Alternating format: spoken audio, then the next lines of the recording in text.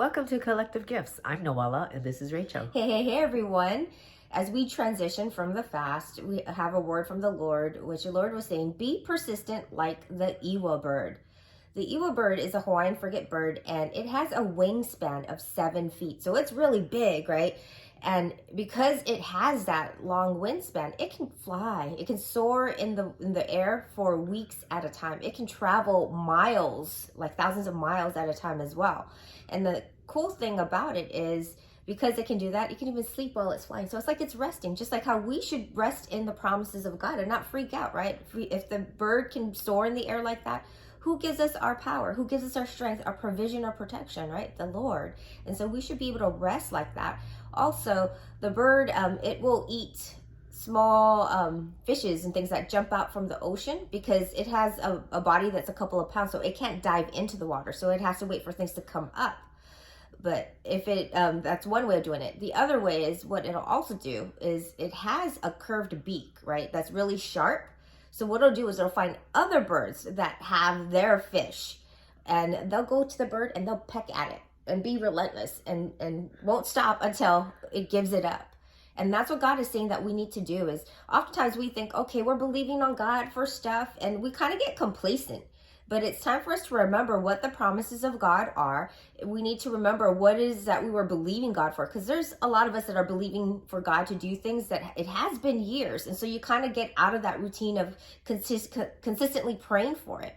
And so, being like that evil bird, to be persistent, we need to keep pecking at it with the word, with our worship, right? Going forth with our hands prepared for battle and fingers prepared to fight. So when you're going through something or you're standing on the word for something, when you first start out, you get like all enthusiastic. You take the ball and you run with it. You go forth, you pray, you fast, you do whatever it is that you need to do, whatever it takes.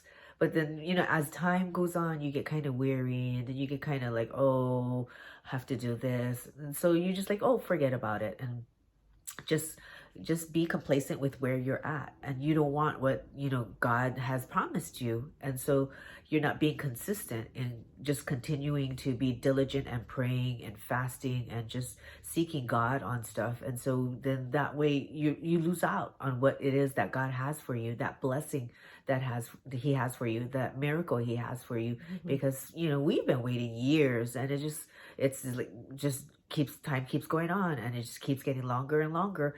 But you can't lose hope. You can't get discouraged. You can't, just forget about it, give up. You have to go forth and just continue to stand upon the word. And when you've done all that you can, what do? You still stand on the word. It says that in the Bible. And it's okay to have that hope, right? Because God is our hope. And the word hope, it means confident expectation. So we can have that confident expectation that what he said will happen. But the thing is, when we hope, sometimes we get into that complacency and we're like, okay, it's far off in the distance.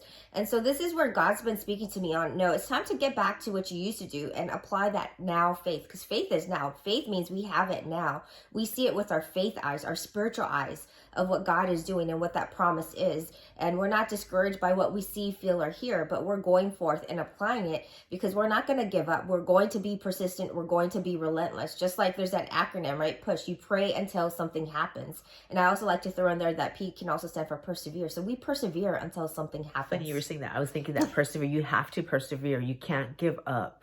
And so that, in the Bible, it says that it builds character, and that's where you learn how to persevere. And do not cast away your confidence, which has great reward, for you have need of endurance, so that after you have fulfilled the will of God, you will receive the promise. And that's in Hebrews. And that's what we want to do is we want to be persistent. We want to be relentless. We want to be like the evil bird where, he is persistent, relentless, but he can also recognize how to just rest, right? While you're in the air soaring, we're going to rest on the promises of God. We'll be led by God. Okay, this is a time to rest, and this is time to really go and attack and go get what's yours, because the enemy doesn't take a vacation, right? The enemy is persistent and relentless in attacking us, because he can't go against God, because God is matchless. But we have the power of God within us, right? Greater is he that is in us than he that is in the world. So we can go forth being persistent and relentless. We can resist the devil and he will flee. And that's what the word says, right? So let's go forth and be persistent and relentless. We hope that this encouraged you. We thank you for joining us today. God bless you all. And until next time, Shalom.